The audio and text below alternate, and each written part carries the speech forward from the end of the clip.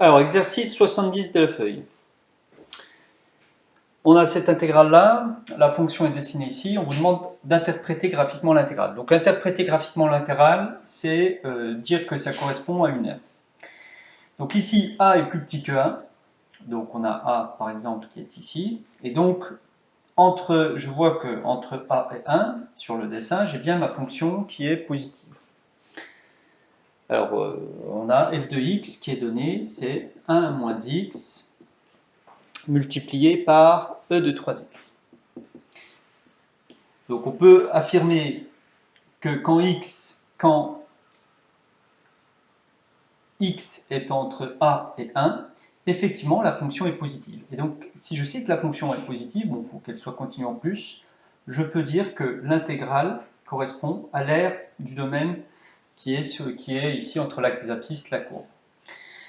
Donc je vais rédiger en disant pour x appartenant à A1, f de x est supérieur ou égal à 0. Alors 1 moins x c'est positif, ça c'est positif, donc c'est bon. F existe, de plus f est continu. Voilà, j'applique mon théorème du cours, je dis que si f est positif et continu, alors l'intégrale de a à 1 de f de x dx est l'aire en unité d'aire du domaine compris entre CF, la courbe de f, l'axe des abscisses, et les droites d'équation x égale a et x égale 1. Voilà ce que c'est que l'interprétation graphique de l'aire. Et souvent, on peut vous demander de hachurer l'aire que ça donne. Voilà ce que ça donnerait ici. Ensuite, une question classique aussi. Trouver une fonction qui est une primitive de petit f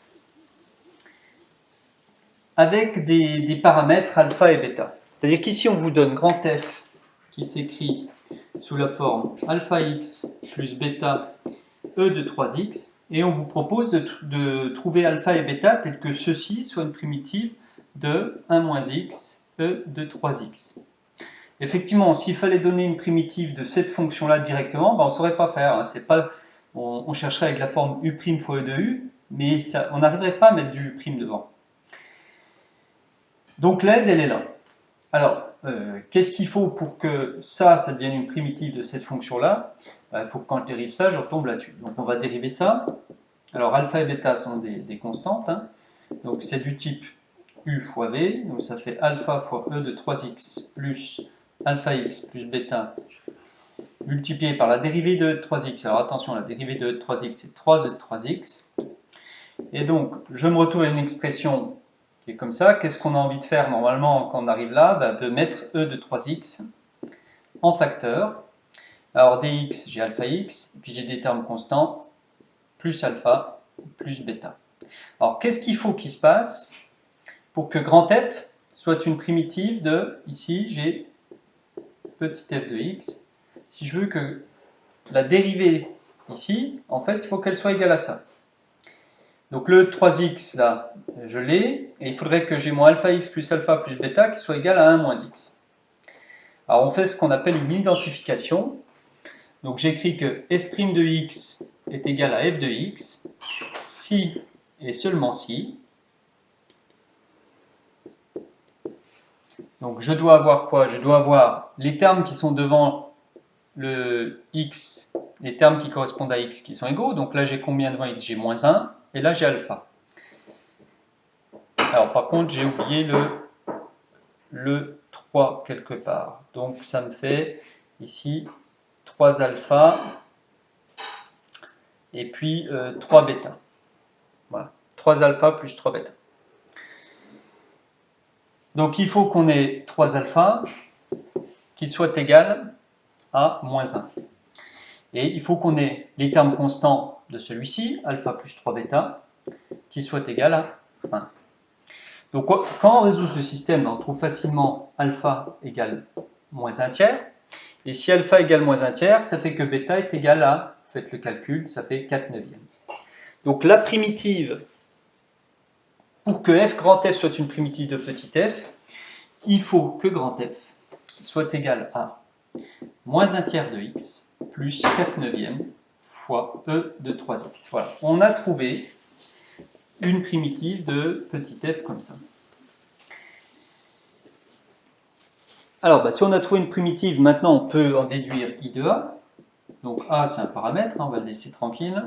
C'est l'intégrale de A à 1 petit f de x dx. Donc on met notre primitive grand F entre A et 1. Ça fait grand F de 1 moins grand F de A. Et au niveau du calcul, là, ça me fait moins 1 tiers de A plus 4 neuvièmes fois E de 3A moins, et je remplace, pardon, décidément, c'est D1 ici, et je remplace dans un deuxième temps par A, moins, donc on a dit moins 1 tiers de A plus 4 neuvièmes fois E de 3A. Alors, moins 1 tiers plus 4 neuvièmes, ça va me faire 1 neuvième. 1 neuvième fois E de 3. Et ici, je me retrouve avec plus 1 tiers de A, E de 3A,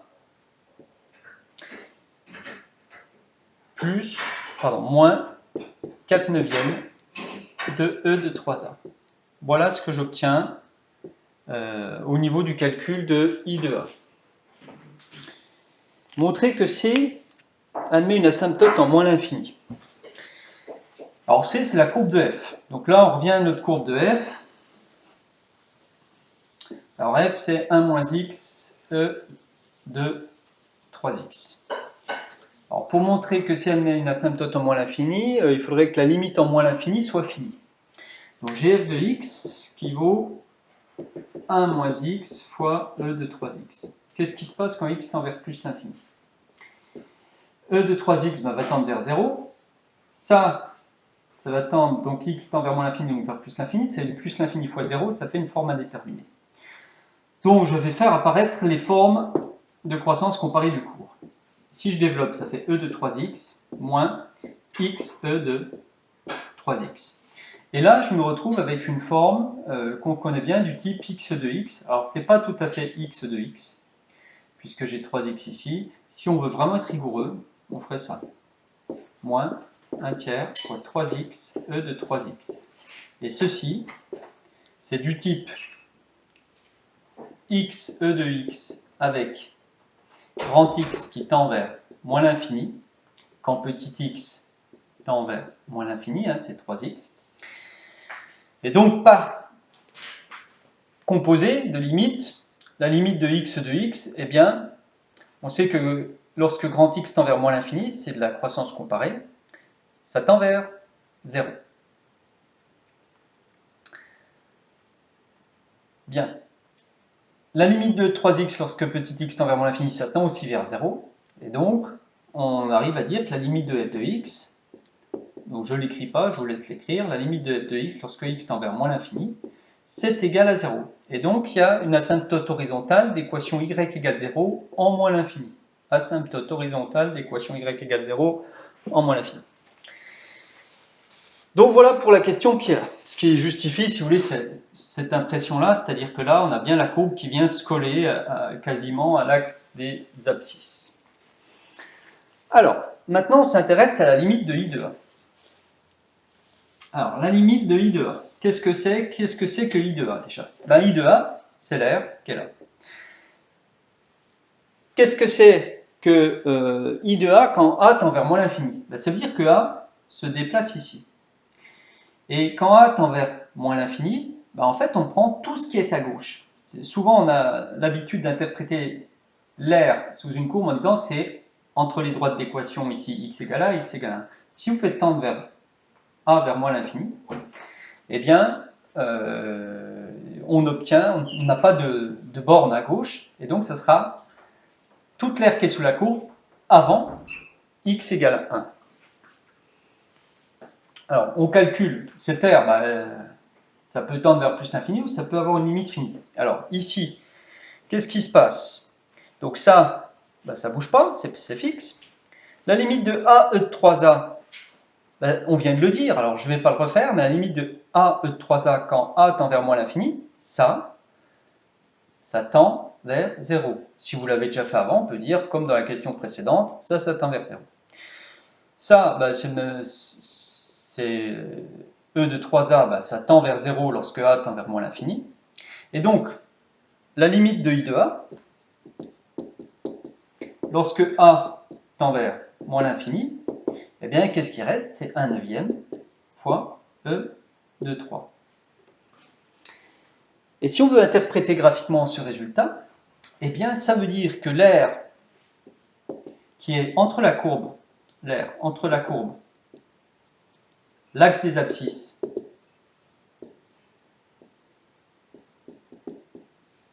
et avant la droite d'équation x égale 1, eh bien, toute cette aire-là, elle vaut 1/9 de e de 3. Vous voyez, c'était un résultat qui n'était pas facile à prévoir, mais en tout cas, cette aire-là, elle vaut cette valeur-là, bien sûr, en unité d'aire. Alors, je vous montre en plus des cas un petit peu intéressants. En fait, l'aire sous une courbe, on n'obtient pas toujours un résultat fini.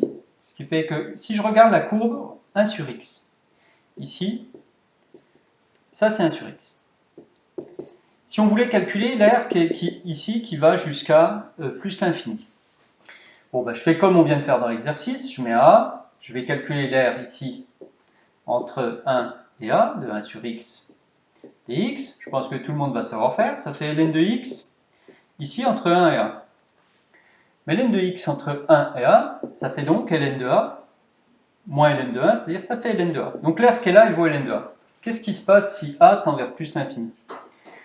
Eh bien, il se trouve que là, l'aire sous la courbe, eh bien, elle devient infinie. Alors que vous avez vu tout à l'heure, on avait trouvé une valeur finie. Même chose si je refais le même calcul. Cette fois-ci, je ne prends pas 1 sur x, mais je prends 1 sur x carré, qui est quasiment la même allure. Simplement, ça va un petit peu plus vite vers l'axe des abscisses. Eh bien, cette fois-ci, l'aire qui est sous la courbe ne sera pas infinie. Regardez, si je mets moins ici, je calcule 1 sur x carré. Alors, on sait que la primitive de 1 sur x carré, c'est moins 1 sur x, entre 1 et a. J'obtiens donc moins 1 sur a, moins 1 sur 1, c'est-à-dire plus 1, ça fait 1 moins 1 sur a. Qu'est-ce qui se passe quand a tend vers plus l'infini? Ça tend vers 0, et donc tout ça, ça tend vers 1. Et bien, vous voyez, si vous prenez la courbe de 1 sur x carré, vous avez beau pousser a le plus loin que vous voulez, et bien à la limite, ça se rapproche, l'aire qui est sous la courbe, ça se rapproche de 1. Alors que si vous prenez 1 sur x, eh bien l'aire qui est sous la courbe devient aussi grande qu'on veut.